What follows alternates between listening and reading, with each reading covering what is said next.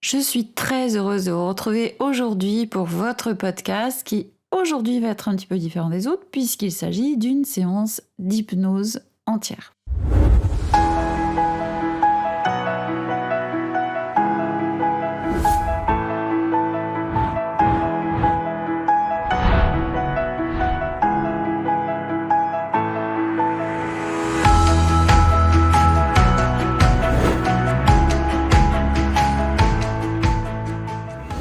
Je suis Frédéric Lesourd, je suis hypnothérapeute et j'aide les gens passionnés par le développement personnel et par l'hypnose à devenir eux aussi des hypnothérapeutes gagnants.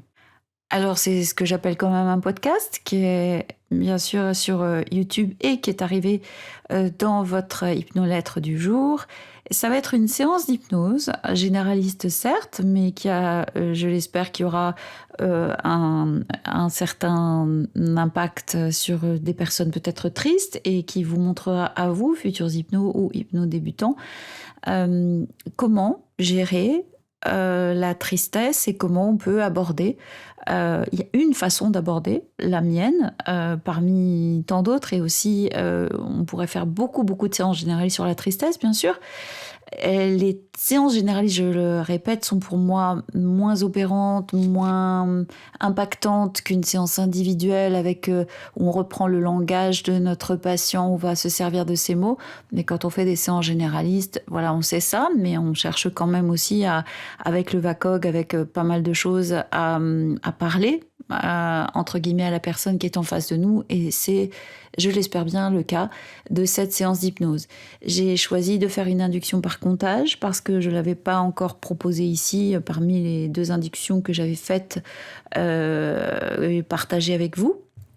Et puis, j'ai introduit ce qu'on fait beaucoup en hypnose, un petit conte qu'une coach m'avait raconté il y a fort longtemps et que j'ai toujours gardé à l'esprit, dont je me sers régulièrement, mais malheureusement, je n'ai pas le nom de l'auteur. Et ce petit conte n'est bien sûr pas de moi, mais je le trouve joli et je trouve également souvent il plaît aux gens auxquels on le raconte parce que tout simplement ça leur parle et c'est bien notre intérêt et l'utilité d'un conte que l'on raconte. Je vous souhaite une excellente écoute et j'espère vous retrouver très bientôt. N'oubliez pas de vous abonner à la chaîne YouTube, elle a besoin de vous pour exister. Un grand merci pour votre confiance et bonne écoute de cette séance d'hypnose à venir.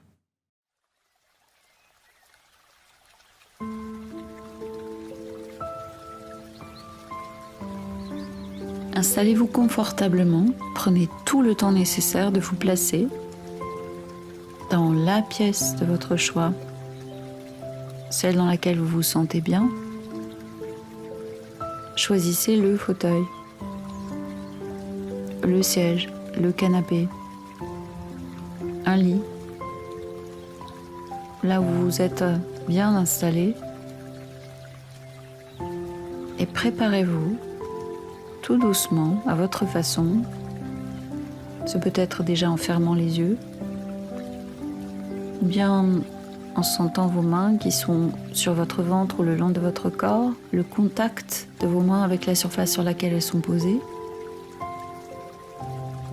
Puis vous pouvez aussi décider de fixer un point.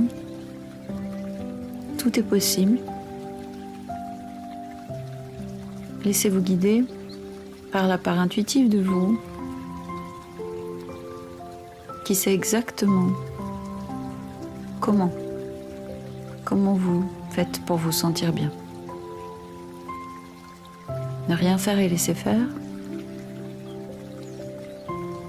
Partir des bruits extérieurs. Écoutez ce qui est autour de vous. Et puis je vais compter de 1 jusqu'à 10 pour vous aider à chaque chiffre à vous sentir de plus en plus relâché. Pour l'instant, vous pouvez sentir, là maintenant, la façon dont votre dos est soutenu, par le siège, le lit, la façon dont vos muscles dorsaux se relâchent. prendre conscience de votre colonne vertébrale et tout doucement aussi déplacer à deux votre attention sur la respiration. Vous pouvez vous amuser aujourd'hui à inspirer un peu plus lentement, inspirer sur 3 temps, bloquez légèrement cette inspiration et soufflez sur l'expiration sur 5 ou 6 temps si cela vous est possible. Sentir qu'en expirant plus lentement et plus longuement, il se passe effectivement quelque chose d'agréable dans le corps, dans votre corps. Sentir que vos bras vont commencer petit à petit à relâcher 3, doucement, se sentir beaucoup plus lourd.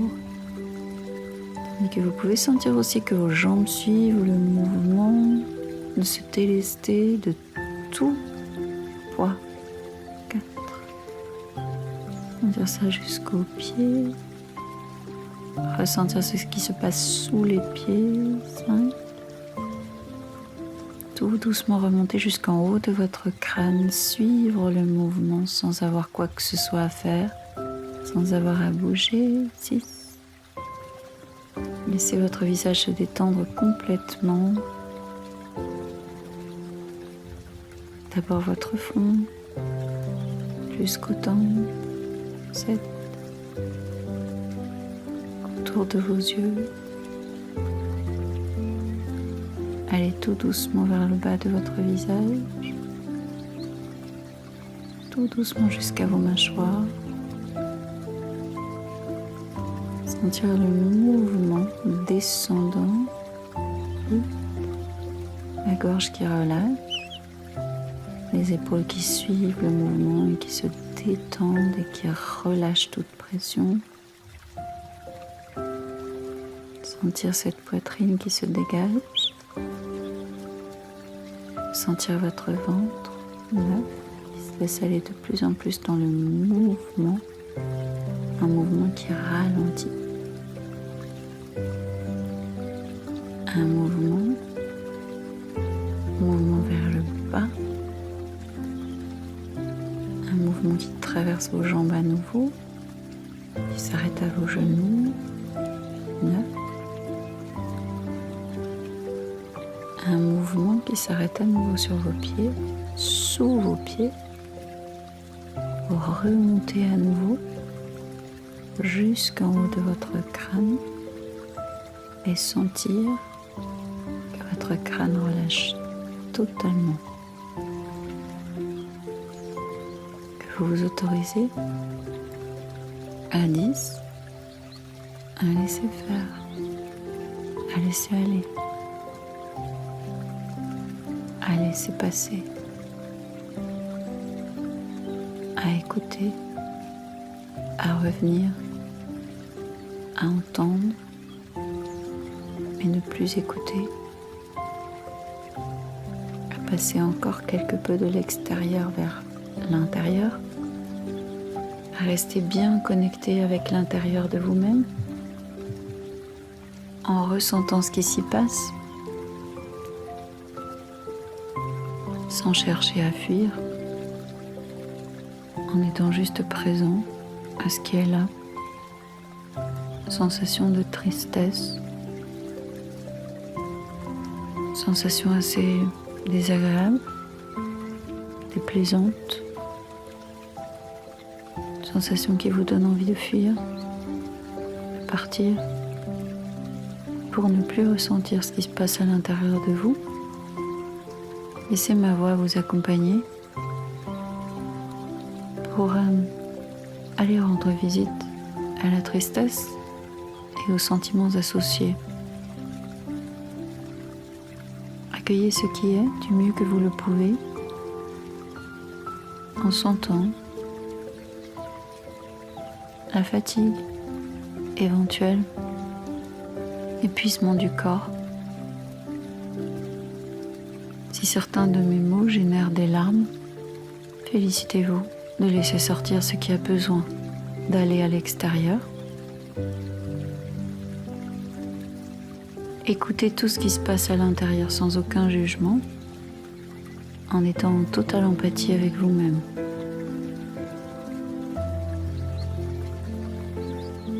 Écoutez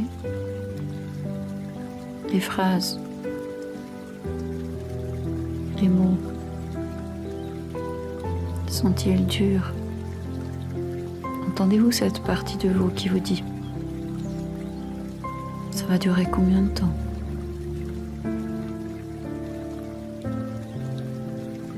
Tu vas jamais y arriver à aller mieux.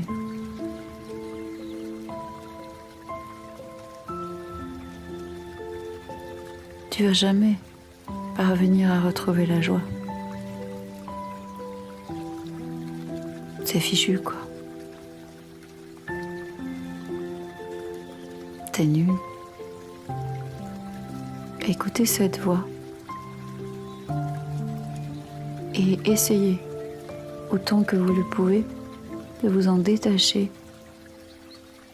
Écoutez cette voix comme étant une voix et pas forcément la vôtre.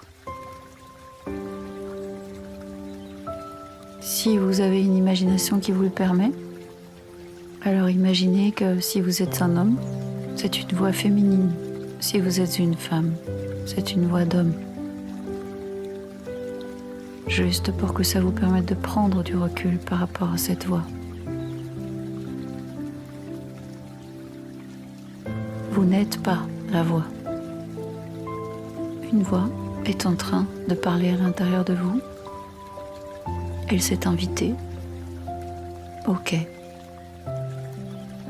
C'est pas l'invitée la plus sympathique. Observez juste ce discours, ces phrases.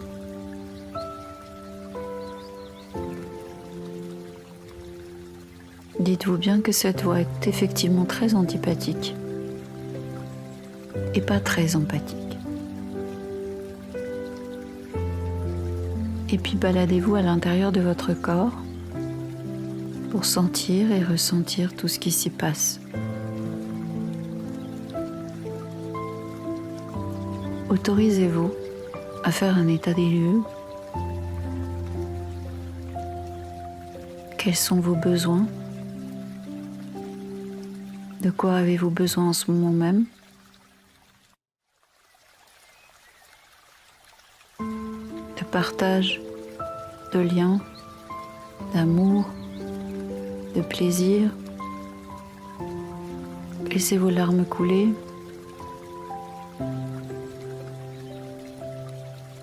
Laissez-vous sentir à quel point le vide est présent ou la sensation du vide. Et accueillez du mieux que vous le pouvez. Accueillez et traversez.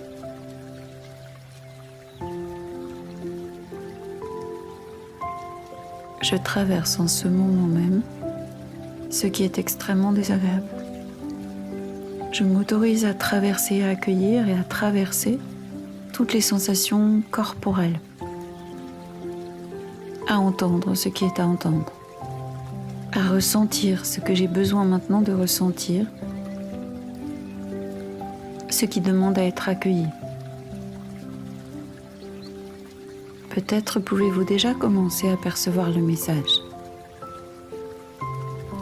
Tu as besoin d'amour, de douceur, de gentillesse. Tu as besoin de bien te parler.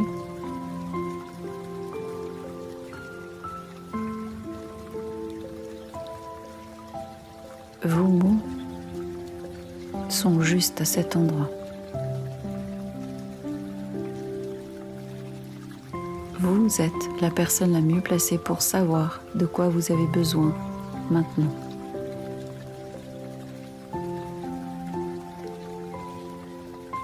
Et forcément, le fait que vos besoins ne soient pas nourris génère énormément de tristesse. Que cette tristesse vienne d'un événement bien particulier, d'un ensemble d'événements, d'une période complexe de votre vie, ou bien que vous ayez du mal à la comprendre, elle a toujours un message. Elle a toujours quelque chose à communiquer. La tristesse n'est pas une ennemie,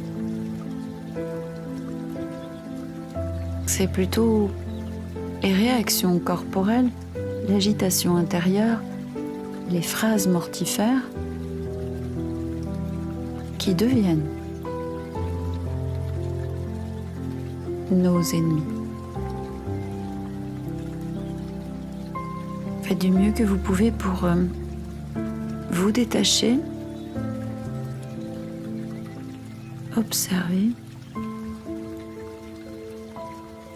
tout en entrant plus profondément en vous-même, tout en vous donnant la possibilité d'aller de plus en plus à l'intérieur de vous-même et de ressentir. Ressentir le froid,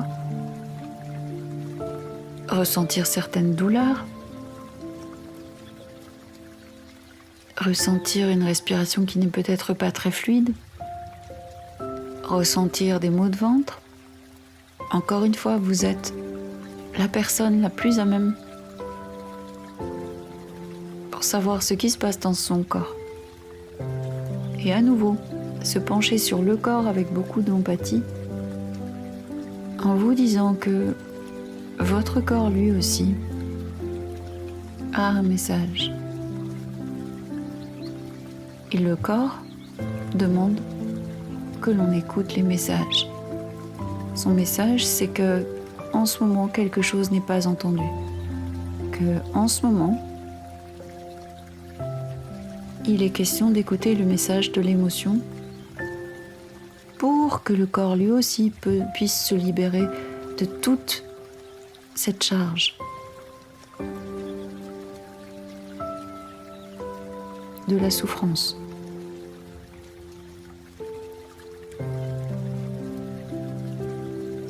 Un jour, on m'a raconté un joli conte que je vais partager avec vous.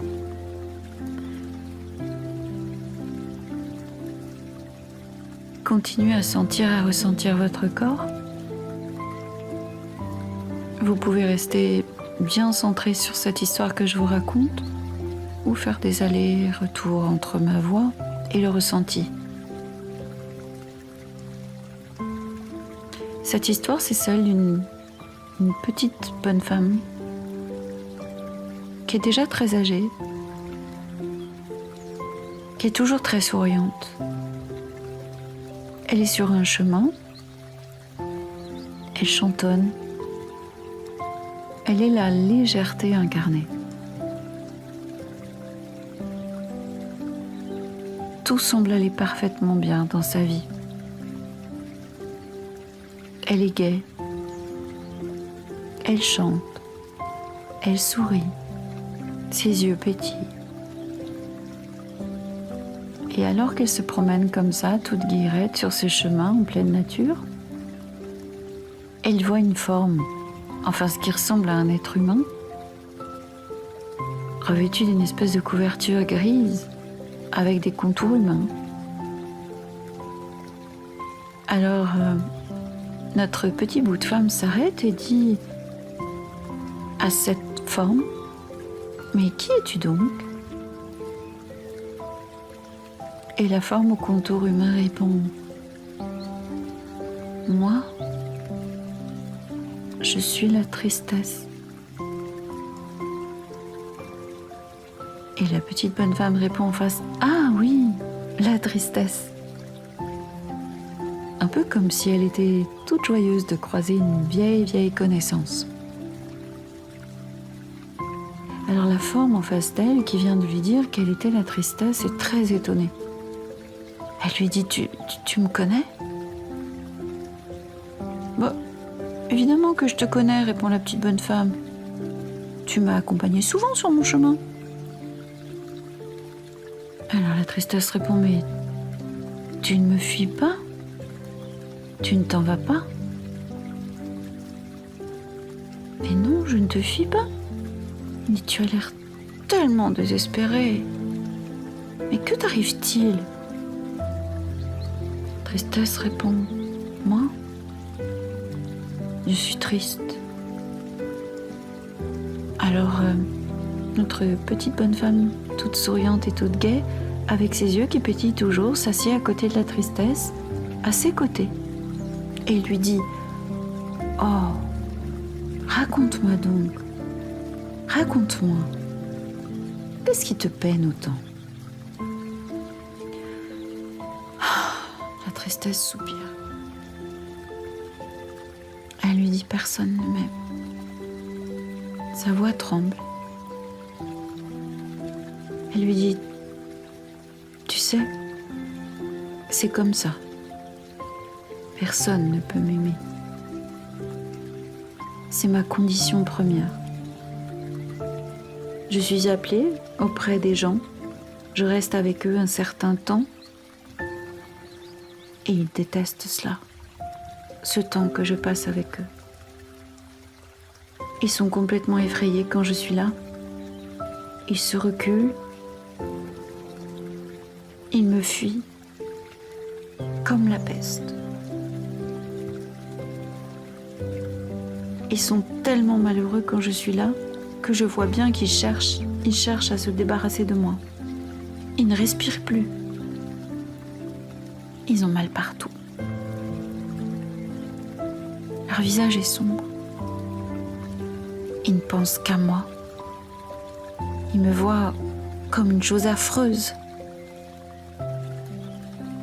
Ils sont tout brisés. Ils ont envie de pleurer. Et ils pensent que seuls les faibles pleurent. Quand ils pleurent en cachette. Pour m'oublier, ils s'enivrent. Ils boivent beaucoup d'alcool. Ou alors ils se mettent à manger énormément. Pour ne plus avoir à me sentir en eux.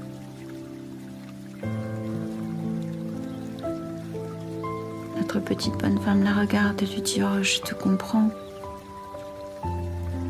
C'est difficile ce que tu racontes. » « Oui, répond la tristesse, c'est difficile. Pourtant, je ne leur veux pas de mal. Je suis là pour les aider. Quand je suis avec eux, c'est pour leur permettre de se poser un instant avec eux-mêmes, de se rencontrer. Je suis celle qui peut les aider. Je voudrais tellement qu'ils me voient comme une personne prête à les aider. Qu'ils expriment leur peine, qu'ils se laissent aller, qu'ils laissent couler leurs larmes.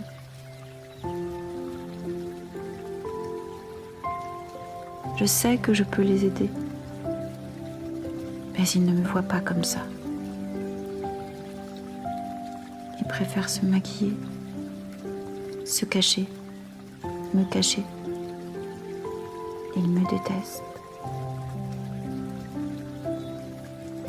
Et la tristesse finit par pleurer.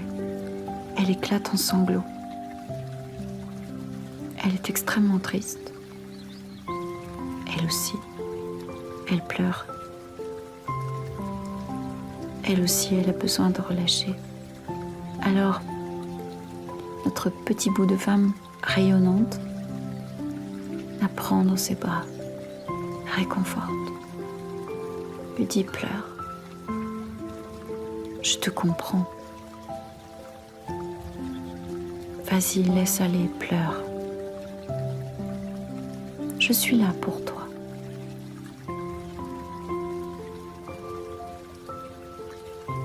Ça fait du bien à la tristesse de pouvoir enfin pleurer. Ça lui a fait du bien de se sentir écoutée. Et entre deux sanglots, elle dit quand même à notre petit bout de femme joviale, toujours souriante en cet instant, « Mais qui es-tu donc, toi, qui es si différente de ceux que je rencontre ?»« Moi ? répond la petite dame toute joyeuse. Mais je suis l'espoir.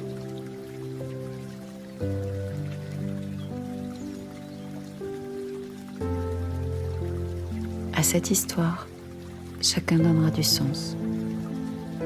Le sens qu'elle y voudra. Peut-être qu'effectivement la tristesse a besoin d'être accueillie, qu'elle n'est pas méchante, qu'elle vient pour nous aider à nous comprendre davantage, qu'elle vient se poser avec nous pour que nous puissions en effet passer ensuite à autre chose.